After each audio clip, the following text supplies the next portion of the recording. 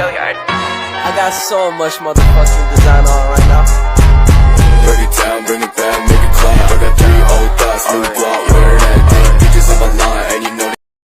Baik, selamat siang semuanya. Kami dari kelompok 1 akan membahas mengenai national income. National income itu dalam bahasa Indonesia artinya adalah pendapatan nasional. Di kelompok 1 ini kami terdiri dari 3 orang, yaitu saya sendiri, David Paskasuarya, yang kedua Vista Baseni Rajekuk, dan yang ketiga Eva Yolanda Lubis. Mengenai pendapatan nasional itu kita akan membahas dari sesi faktor harga. Faktor harga adalah jumlah yang dibayarkan kepada faktor produksi. Di sini ada kurva mengenai faktor harga, bahwa faktor supply itu tetap, sedangkan faktor demand itu berubah sesuai dengan faktor harga dan faktor kuantitas. Dan yang kedua ada faktor produksi. Faktor produksi adalah input yang digunakan untuk memproduksi barang dan jasa. Faktor produksi yang paling penting adalah modal dan tenaga kerja. Di sini kami membuat variabel yaitu K dan L. K artinya modal dan L itu adalah tenaga kerja. Teknologi produksi yang tersedia menentukan berapa banyak output yang dihasilkan dari sejumlah modal dan tenaga kerja tertentu. Output itu dilambangkan dengan Y, fungsi dari modal serta tenaga kerja. Di sini ada rumusnya, yaitu sama dengan fungsi dari K dan L. K itu adalah capital dan L itu adalah labor atau tenaga kerja. Nah, di situ ada fungsi turunan pertamanya, yaitu ZY sama dengan fungsi dari ZK, ZL. Di sini artinya adalah jika kita mengalihkan keduanya jumlah modal dan jumlah tenaga kerja dengan beberapa angka Z, output juga dikalikan dengan Z. Maksimasi profit. Profit itu memiliki arti adalah keuntungan sama dengan pendapatan dikurangi biaya. Profit itu memiliki rumus revenue dikurang labor cost dikurang capital cost, atau PY dikurang WL dikurang RK. Fungsi pertamanya adalah profit sama dengan price fungsi K, L dikurang WL dikurang RK. Nah, di situ ada keterangannya juga, laba bergantung pada harga produk P, harga faktor W dan R, dan jumlah faktor L dan K. Marginal product of labor. Produk marginal tenaga kerja adalah ekstra jumlah output yang diperoleh perusahaan dari satu unit tenaga kerja tambahan. Menahan jumlah tersebut modal tetap. Di situ ada rumus dari marginal product for labor, yaitu fungsi dari K, L ditambah 1 dikurang fungsi dari K, L. Nah, di sini ada perbedaan antara jumlah pengeluaran letakkan diproduksi dengan L tambah 1 unit tenaga kerja dan jumlah yang diproduksi hanya dengan L unit tenaga kerja. Nah, di sini ada kurvanya. Perubahan dalam output bila input tenaga kerja ditambah 1 unit sebagai jumlah tenaga kerja meningkat, menunjukkan produk marginal yang semakin berkurang. Peningkatan pendapatan dari unit tambahan tenaga kerja tergantung pada 2 variabel. Di sini dua variabel itu ada produk marginal tenaga kerja dan yang kedua adalah harga dari output. Perubahan laba dari menyewa unit tambahan tenaga kerja yaitu delta profit sama dengan delta revenue dikurang delta cost atau sama dengan P dikali MPL dikurang W. Fungsi turunan pertamanya itu adalah P dikali MPR sama dengan W, dan yang terakhir itu MPR sama dengan W per P. W per P itu artinya upah real. Marginal product of capital. Marginal product of capital adalah jumlah output tambahan perusahaan pendapat dari unit tambahan modal. Di sini ada persamaan rumusnya, yaitu marginal product for capital sama dengan fungsi dari capital ditambah 1, labor dikurang fungsi dari capital dan labor.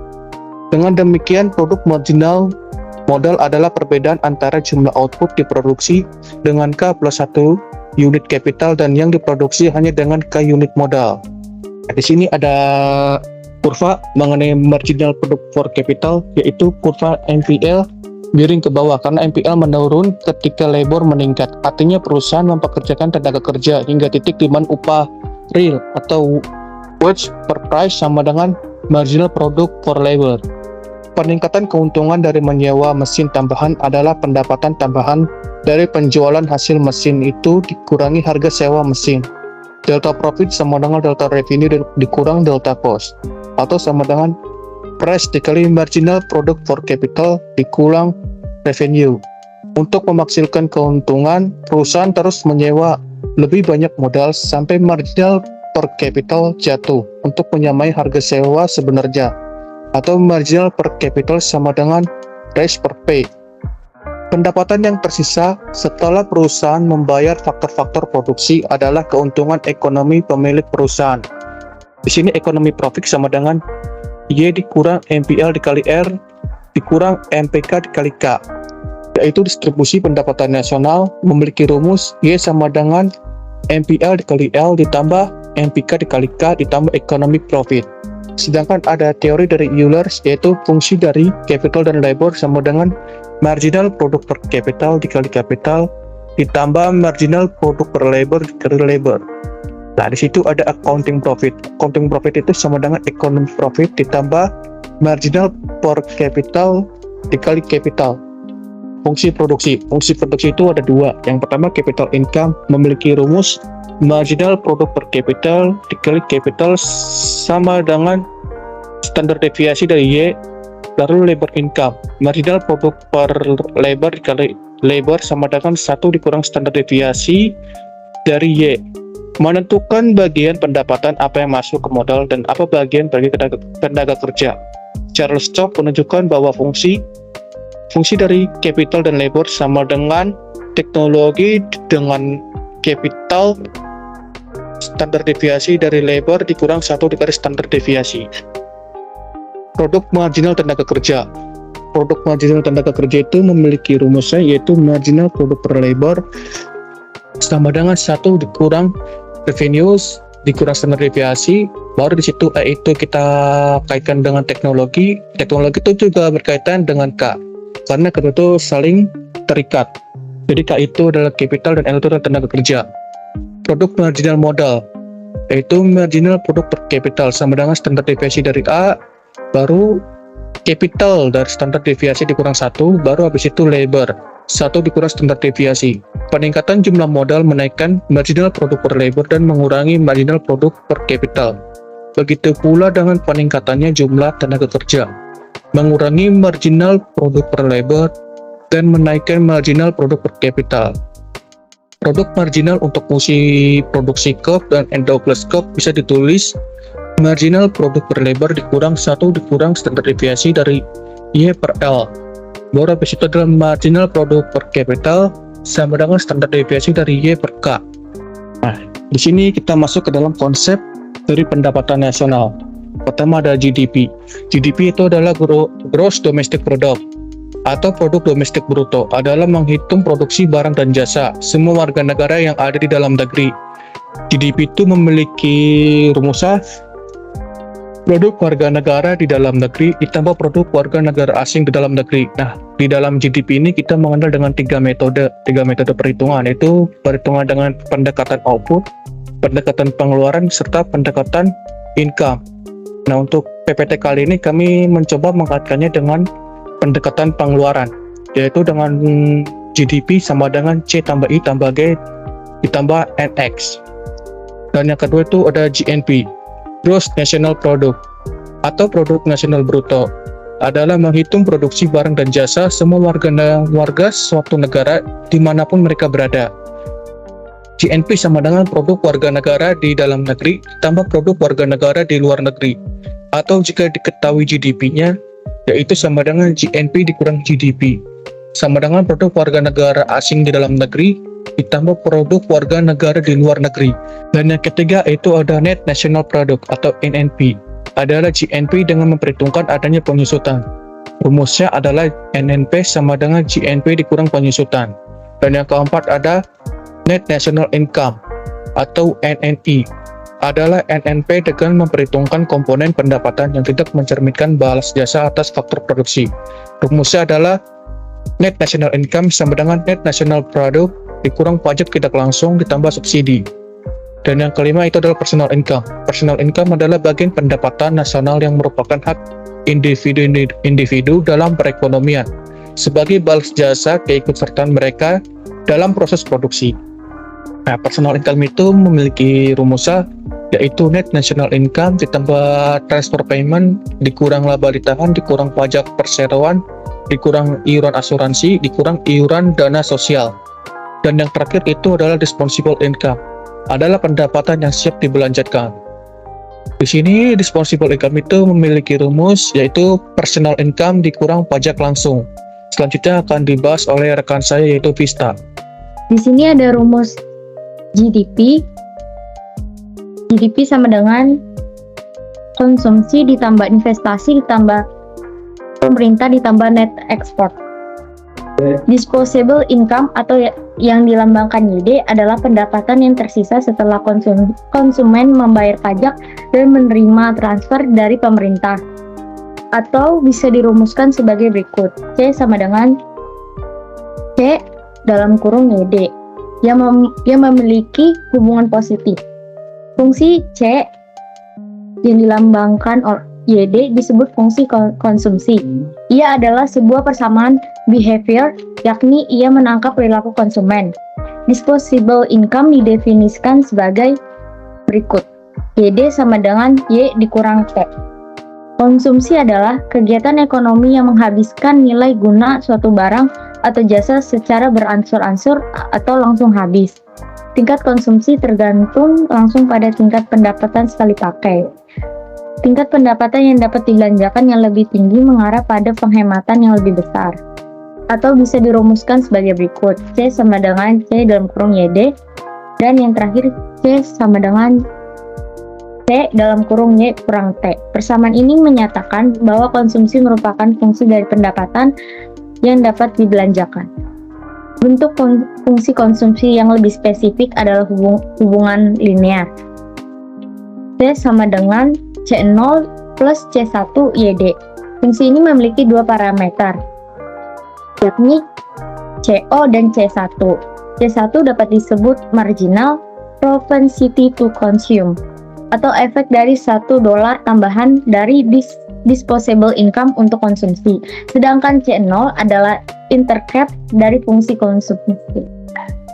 Di sini ada kurva disposable income atau YD. Konsumsi dan disposable income meningkat sesuai disposable income, tetapi kurang dari 1.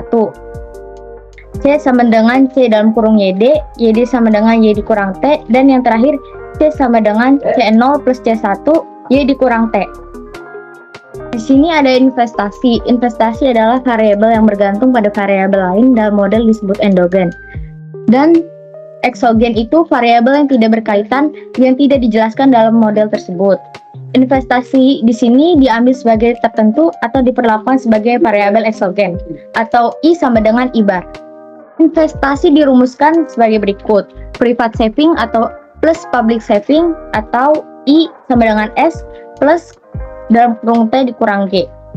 Kontraksi fisikal dapat menurunkan investasi atau melihat kebijakan sebaliknya, ekspansi fisikal, atau penurunan pajak atau kenaikan belanja yang sebenarnya dapat meningkatkan investasi.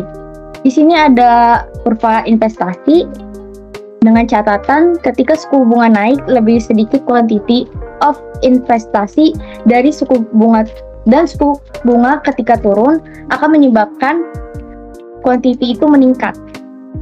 Tingkat suku bunga dibagi menjadi dua. Pertama, suku bunga nominal, dan yang kedua suku bunga real.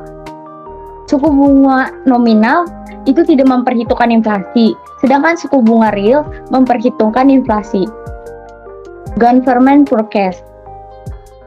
Pembelanjaan pemerintah atau yang dilambangkan dengan lambang G bersama dengan pajak yang dilambangkan huruf T menggambarkan kebijakan fiskal dan pilihan pajak pengeluaran oleh pemerintah. Kita akan mengasumsikan bahwa G dan T juga eksogen karena dua alasan berikut ini. Pertama, pemerintah tidak berperilaku dengan keteraturan yang sama seperti konsumen atau perusahaan. Yang kedua, ahli ekonomi makro harus memikirkan implikasi dari alternatif keputusan pengeluaran dan pajak pemerintah. Macam-macam kebijakan fiskal menurut perbandingan penerimaan dan pengeluaran. Kebijakan anggaran berimbang.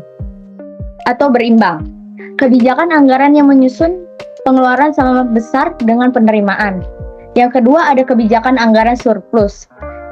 Merupakan kebijakan anggaran yang menyusun pengeluaran lebih kecil daripada penerimaan. Yang ketiga ada kebijakan anggaran defisit.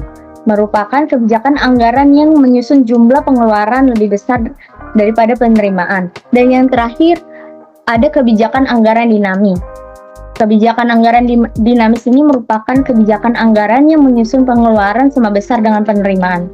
Selanjutnya akan dilanjutkan oleh teman saya Eva.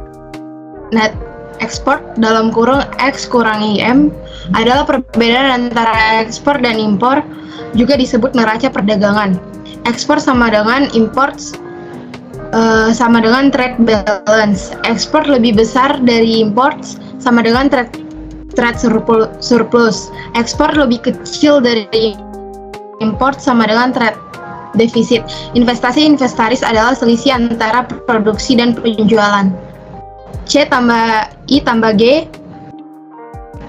Y sama dengan C tambah I tambah G, C sama dengan C dalam kurung Y kurang T, I sama dengan I dalam kurung R, G sama dengan G bar, T sama dengan T bar. Faktor produksi Y sama dengan F dalam kurung K bar dan L bar sama dengan Y bar. Fungsi konsumsi dan fungsi investasi Y sama dengan C dalam kurung Y kurang T tambah I dalam kurung R tambah G. Variabel G dan T, Y bar sama dengan C dalam kurung Y bar kurang T bar tambah I dalam kurung R tambah G bar. I sama dengan S tambah dalam kurung T kurang G. Persamaan di atas menyatakan bahwa equilibrium di pasar barang mensyaratkan investasi sama dengan tabungan, yakni jumlah tabungan swasta plus publik.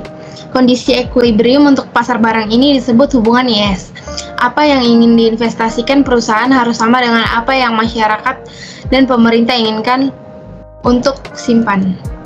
Yang pertama, keputusan konsumsi dan saving adalah satu dan sama. S sama dengan Y kurang T kurang C. Yang kedua, S sama dengan Y kurang T kurang C0 kurang C1 dalam kurung Y kurang T. S sama dengan min C0 tambah dalam kurung 1 kurang C1 dalam kurung Y kurang T. The term dalam kurung 1 kurang C1 disebut propensity to save. Dalam equilibrium, I sama dengan min C0 tambah dalam kurung 1 kurang C1 dalam kurung Y kurang T tambah T kurang G. Susun ulang, kita dapat hasil sama seperti sebelumnya, yaitu Y sama dengan 1 per 1 kurang C1 dalam kurung C0 tambah I bar tambah G bar kurang C1T. Berikut ada kurva saving terhadap suku bunga real. Dengan catatan, suku bunga disesuaikan dengan membawa tabungan dan investasi ke dalam keseimbangan. Garis vertikal mewakili penghemat pasokan dana yang dapat dipinjam. Garis miring ke bawah merupakan investasi permintaan dan pinjaman dana. Persimpangan dari kedua kurva ini menentukan kesetimbangan suku bunga. Selanjutnya akan dilanjutkan oleh teman saya, David. Yang kedua itu ada kurva dari saving. Di sini ada keterangannya itu saving 1 dan saving 2, dan yang kedua itu adalah R1 dan R2. Nah, di sini bisa kalian lihat kenapa S1 itu bergeser ke kiri, itu artinya adalah menurun. Ingat, kalau misalnya saving 1 itu saving 1 bergerak ke saving 2 itu bergerak ke arah kanan, itu artinya mengalami peningkatan, sedangkan kalau bergeser ke kiri itu mengalami penurunan. Nah, di sini saving 1 itu mengalami penurunan, itu diakibatkan oleh adanya diakibatkan oleh suku bunga real. Bisa kalian lihat itu bahwa di keterangannya saving 1 bergeser ke kiri menuju saving 2, namun dalam keadaan tetap vertikal. Bergeser ke kiri disebabkan oleh kenaikan tingkat bunga real yang menyebabkan investasi menjadi berkurang. Untuk selanjutnya akan dibahas oleh Vista. Di sini masih dengan sama kurva saving, dengan catatan peningkatan permintaan untuk barang investasi menggeser investasi ke kanan. Pada setiap suku bunga tertentu, yaitu jumlah investasi adalah lebih besar. Keseimbangan bergerak dari titik A ke poin B. Karena jumlah tabungan tetap, peningkatan investasi permintaan menimbulkan bunga tingkat sementara, meninggalkan jumlah keseimbangan investasi tidak berubah. Sekian dan terima kasih kepada para pemirsa yang telah melihat presentasi dari kelompok 1 mengenai national income. Apabila ada kata-kata atau perkenan yang tidak perkenan, mohon dimaklumi. Terima kasih. Make it clap. I got 3